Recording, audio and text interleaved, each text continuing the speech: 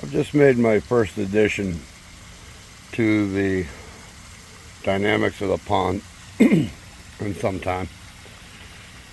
The 3/4 inch and 1 inch gravel that I placed on the bottom of the pond, it does trap a lot of sediment, a lot of fish waste. I will either vacuum, or something I recently started doing was using the pressure washer to stir that up.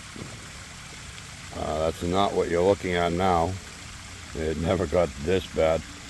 What I just did was I added pea stone into the bottom of the pond.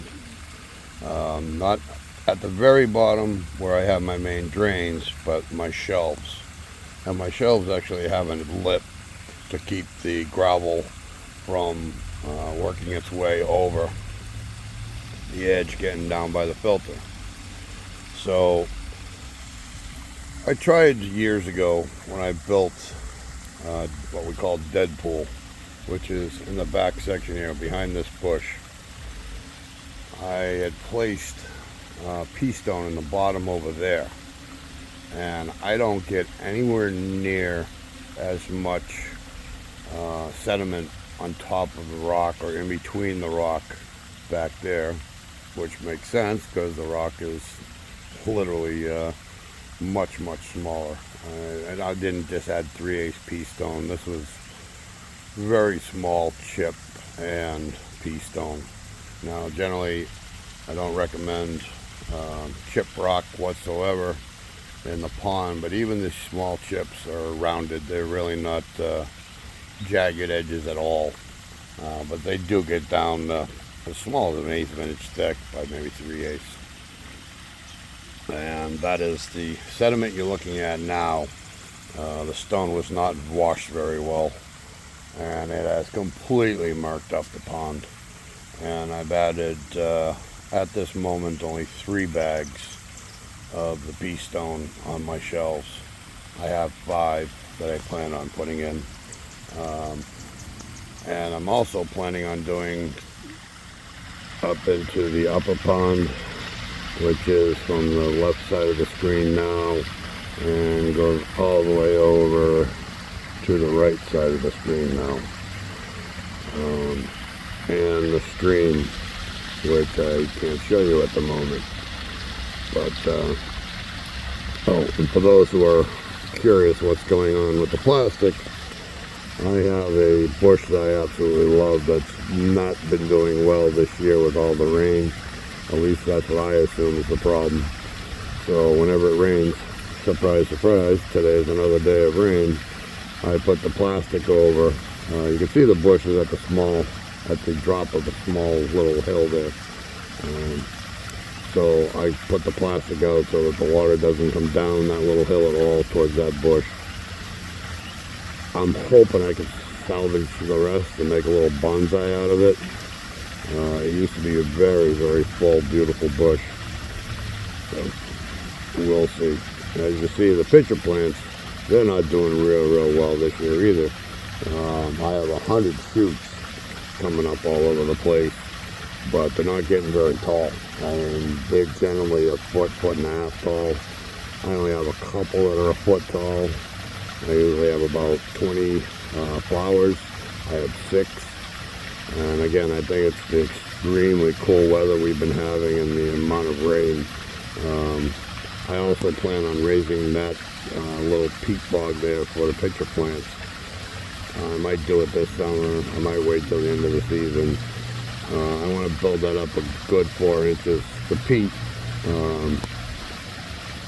it's been compacted by me walking on it, by just age and decay. So I think the pitcher plants are down into the water a little too much. So I'm going to beef that up with some more coarse sand and peat moss, which is a mix I use in there. That's it. So I'm going to raise the pitcher plants up a little bit so they're not quite as waterlogged. I think that'll help. Other than that, nothing else has changed. I have added some cardinals. There's one there on the left side of the screen now, the maroon plant. And I added two more at the present. There's one there on the right side, and there's another one here, again on the right side of the screen. I have a third ready to go, and that one is scheduled to go where the yellow iris is over here.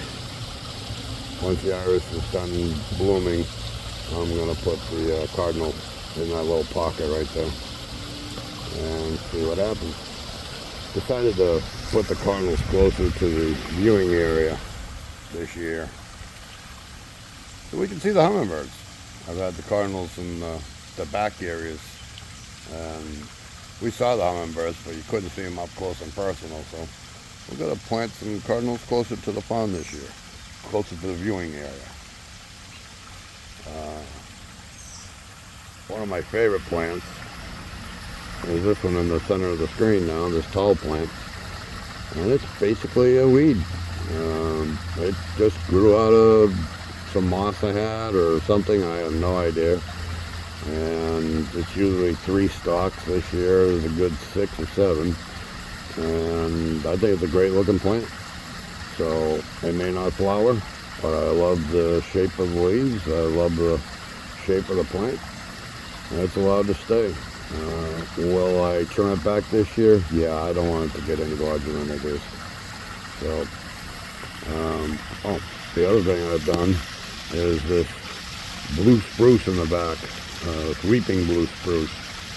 That used to be over here where you now see a red lace maple, and it was starting to take over that area.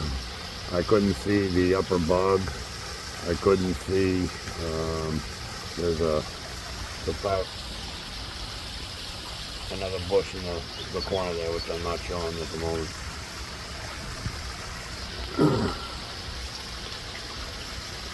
Couldn't see that, I forget what they call it, topiary bush. It was getting covered by the spruce. So, red lace maple has been absent from the pond. I had one that died several years ago, and I never got around to replacing it, and it's been fixed. The tree stump will be stood back up. I had to knock that over to get the spruce out. It wasn't as much work as I thought it was going to be, but it wasn't a lot of fun either. And it looks good over there. Adds a little height and a little different color.